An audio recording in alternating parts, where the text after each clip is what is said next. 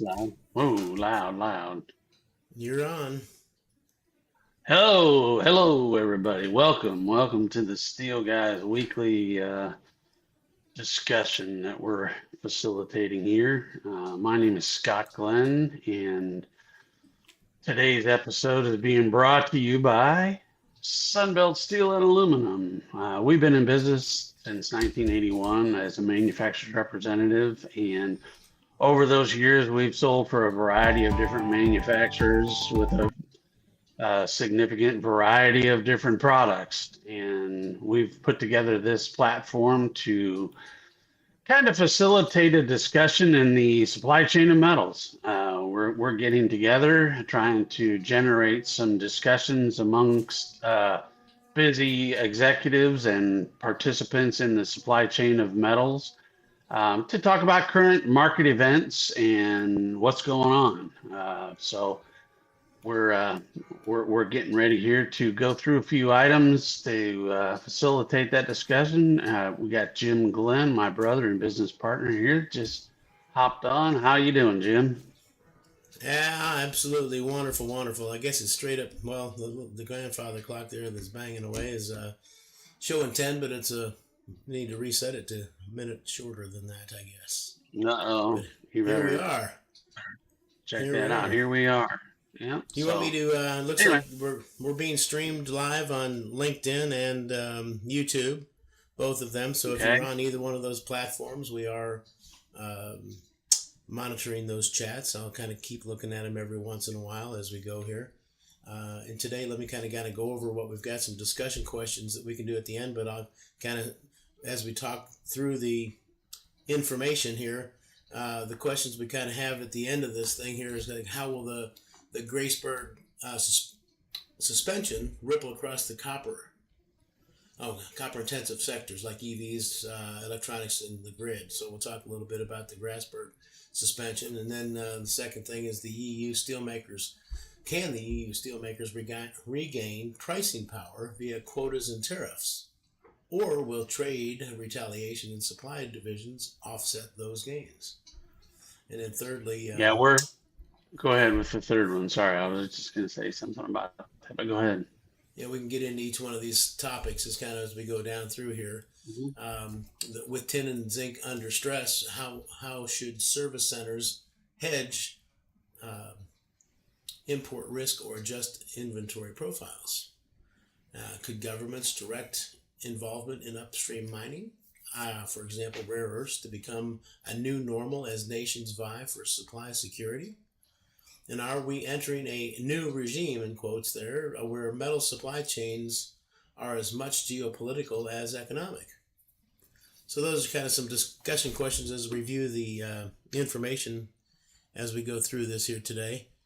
Let me Now, run one of the on the. one of Go the ahead. things that's kind of interesting, if I can interject there, Mm-hmm. as I indicated earlier, we've been in the business for quite some time, and our main focus over the years has been basically carbon steel, flat rolled, and stainless steel products. Those are the two main ones. We've gotten into some alloys and such, but today's subject is kind of some new territory for me anyway. I mean, and recently we've been talking about this. I think I mentioned it in one of our previous, gatherings was, copper. It's something the red metals market is something we've never participated in. So it's really interesting to see that take the front center stage, if you will, in the metals market right now. The copper market, I've never really paid much attention to it, but it's certainly at the headlines right now. Kind of does change. I know it's one thing at a time, right? So here we are. So here we go. Yeah. Um, And add the zinc and the tin as well, kind of the same thing. But anyway, let's talk about them. as we learn more about the supply chain of metals, huh? Yeah, exactly. And that being said, if there's anybody out there that has some input on the subjects that we're talking about, we welcome you to hop on and throw us a question or a comment. We'd love to hear from you. Yeah, again, what we're trying to do too, I guess, is we do have a webinar going at the same time this is being pushed out to the Zoom webinar. However, what we would like to do is eventually we Scott mentioned the steelguys.steelrep.com, our community that we have there, what we'd like to do is kind of get involvement in the community. Everybody kind of come into the community. Then instead of putting this out publicly to the world, what we could do is internally we can have a Zoom meeting where we get to know each other a little bit better and can have conversation, live conversation rather than, chat, putting the chat up on which we don't mind either, but again, Right. things. But it's an opportunity to do a little more networking within the supply chain of metals. People in our industry. Correct. Hmm. Yeah. Do this here real quick. So I saw the headline or the subject matter there is the copper mine. There was a mudslide that created some havoc at one of the major producers of copper, which is going to create some ripples in the supply of copper, which I don't know what percentage they supplied, but obviously enough to create a problem in the supply. So didn't we cover that last week? I think they did cover that. I think it was 4% of the market. Yeah. I believe is what the 4%. I think is that what you said? 4%. Yeah. Mm-hmm. Yeah, that's right. Because I was talking about how 4% could really affect the whole market, but apparently it will. Yeah, how could it? But it will. Yeah, it's like we're talking about the oil, 100 million barrels, and if it goes a million barrels a day up or down in the production, it either gives you excess or shortage. Yeah, shortage. Mm-hmm. So yeah. What was the next thing? That kind of is the copper part. We kind of covered that. We'll ask the question at the end there, but the tin surges amid crackdown in Indonesia. So again, the country of Indonesia has a crackdown on tins, and it affects the whole world. Right. So, yeah. So what were they? They clamped down on illegal tin mining, which pushed the prices up sharply. Well, that's good. Illegal mining. We're not supposed to be doing illegal mining there.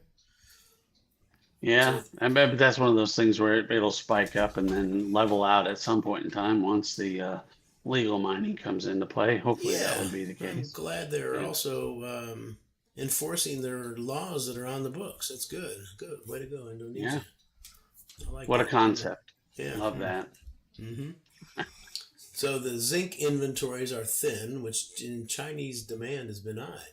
The LME zinc stocks have grown tight, with smelter constraints exasperating the gap. Some analysts suggest China may need to underpin demand or imports to rebalance that supply. Again, something I've never really considered or thought about. Geopolitical/economic concerns. Yeah. And iron ore, another comment that seems to be every week. There's something going on in the iron ore that their balance or imbalance in the supply of iron ore for production of steel. It's now under pressure from weak demand and rising port inventory.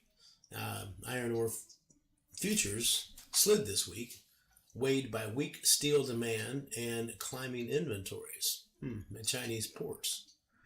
So that import then, I guess, or export. They were importing a lot, so maybe they're just not getting it off the boats. They're saying, well, we don't really need it as fast as we were buying it, huh? Yeah, we're in no hurry because we're not utilizing it very quickly. Yeah, we have nowhere to put it anymore. It's piling up. Stockpile of iron ore. Yeah, what will that do to the steel market as China continues to try and reduce their output? Yep. So. Yes, correct. Supply and demand. So the steel mills and trade policy moves as the EU cut import quotas and raised the tariffs up to 50%. They were talking about that the week before, so here they are this week doing that, matching the kind of the U.S. tariffs on that. I don't think it's. It doesn't say here. Let's see. It says the European Commission plans to roughly half steel import quotas and impose a 50% tariff on volumes that exceed the reduced limits. Okay, so it's only so they're going to let you bring in a certain number of tons at a price, but then after that it goes to the 50% tariffs. And That's I'm not. I don't know. I have to dig into a little bit further. I'm no economist by any means, but that seems to be like a fair thing. It's just like, hey, you can ship in this much because we'll use that. But if you try and flood our markets with a whole bunch of metal, we don't want that. So you have it to this level, and then above that, you're getting charged further, tariffs. Yeah, I don't think. yeah. I'm a free market guy, and I gotta stay with free markets. Is really, and that's not. You're still restricting markets that way. So I don't know. Again, it's the downstream or upstream problems that happen because there's so many variables. Again, currency.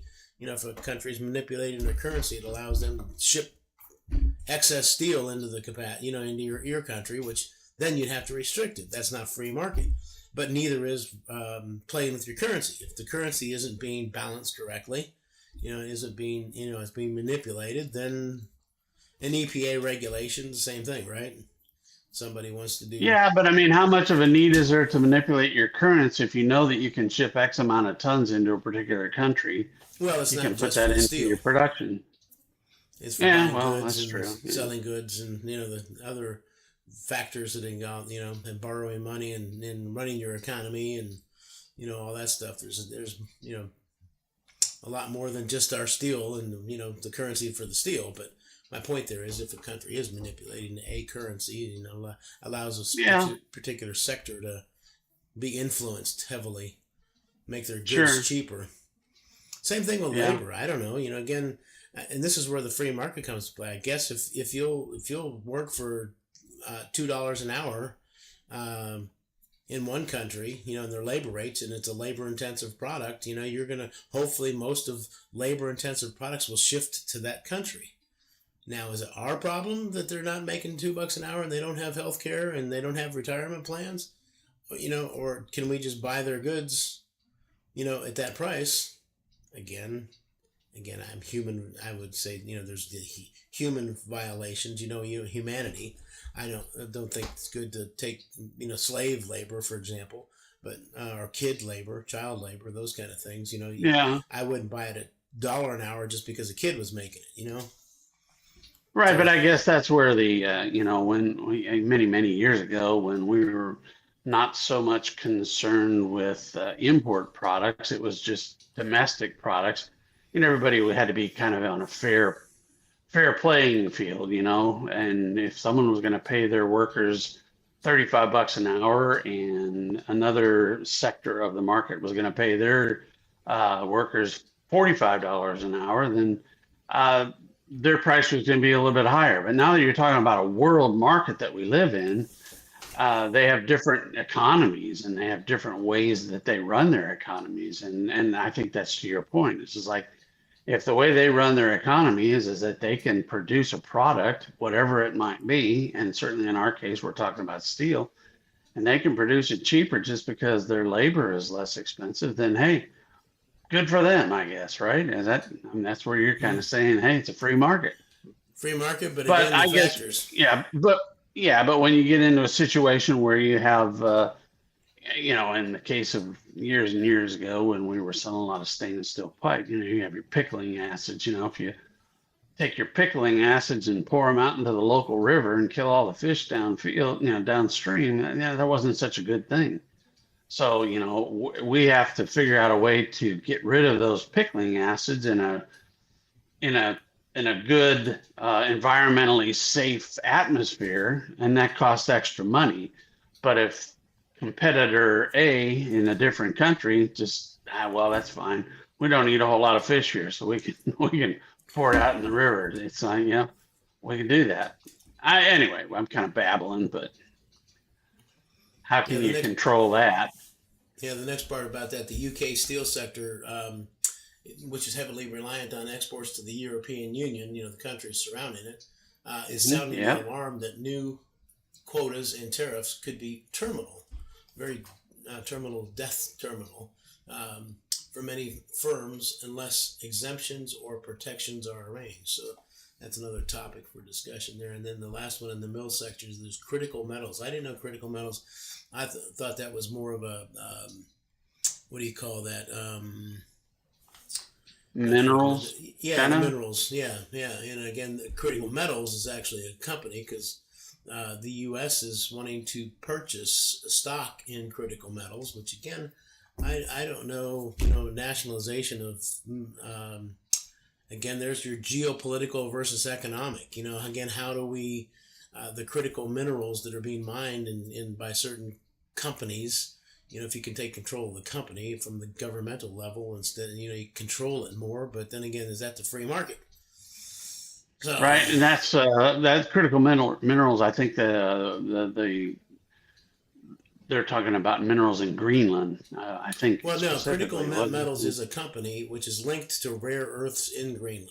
So they're mining the Okay. rare earths out of Greenland, correct? Oh, okay, okay, right. Which is another But reason probably. The U.S. government wants to take not control, but some sort of a participation Stake. in that, right? Yeah, they're stakeholder. Yeah. Stakeholder, yeah, yeah. Stakeholder in Critical. I, we've talked about that before. It gets into a little gray area, I think. Yeah, the Nippons, U.S. Steel packaging, Yeah, controlling those kind of things. I don't know. Again, I don't know what that is. There's so many different ways again to structure a corporation with voting shares and non-voting shares, and again, I don't know. yeah, I know. Yeah, What the influence, what it's kind of just like influence also you have. The AI race right now. That's a big one. And there's a whole lot of stuff going on in that, and we're not talking about it here because it doesn't really incorporate a whole lot of metal. But yeah, the government's getting involved in some of that stuff too on the world market. Yeah, so the impacts and themes to watch. So the supply chain disruptions risk rising. Copper's outage at Graysburg, tin crackdowns, and zinc stress highlight how vulnerable metal supply chains remain.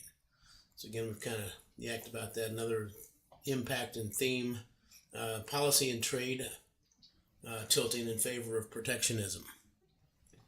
So the EU's aggressive tariff and quota plans may provide retaliation or rerouting of trade flows.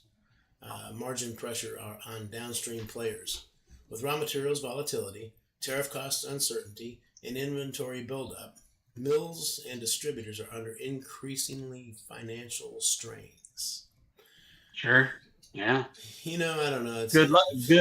Good luck to all the purchasing agents out there throughout the world because there's a lot of moving parts in that. We've talked about it before. That's a job that I wouldn't really want to be involved in right now because there's just so many factors. how much is this is any different than any other spot in time going up and down? I mean, I don't know that there's ever been a time in my since we started this in 1981 and running through the business here that there's ever I mean it's I guess there are times is there ever stability? There's nothing ever seems to be completely stable. There's always No, a new I don't think surcharge. so. I don't think there's anything that, you can have a perfect euphoria. I mean, I don't think that ever Utopia. exists, not on this earth. Yeah. But I remember, I think my response to that would be, I remember back many, many years ago when we were selling for Acme Steel out of Riverdale, and we had sales meetings, and we get together and we talk, and they were talking about the possibility of, some of the vibes were that there was going to be a increase, a $5 increase, and that was like Per ton. that was big news. I mean, a $5 increase was a big swing.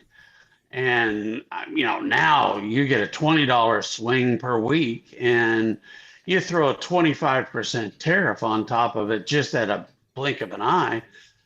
Those are some significant changes, and those are hard to really absorb and predict. And because as quick as they go on, they can come off. And that's one of the things that becomes real challenging, I'm sure, in the market of controlling your inventory right now. You have to have product. So I guess you just have to do your best. Some people win, some people lose. Happens every time. I remember going back in the time when the same thing you're talking about back in those days of even a $5 swing. I remember people would load up 10,000 tons on a boat, and as the boat was coming over here, the market would drop $10 a ton or something like that. And it's like, just in the 6 weeks it was on the water or whatever. And then what do you do with that? It's like, I can't sell that stuff anymore. You have to dump it and sell it at current market and the replacement cost, I guess. Yeah, that's where, yeah, it's a gamble. It's a big gamble, that's for sure. I mean, in the stainless market, you got stainless surcharges too. What's nickel doing? It's been remaining very stable for quite some time. Around a little above $15,000. 15,200 to 500, whatever, somewhere in that range. It's been consistent in that for quite some time.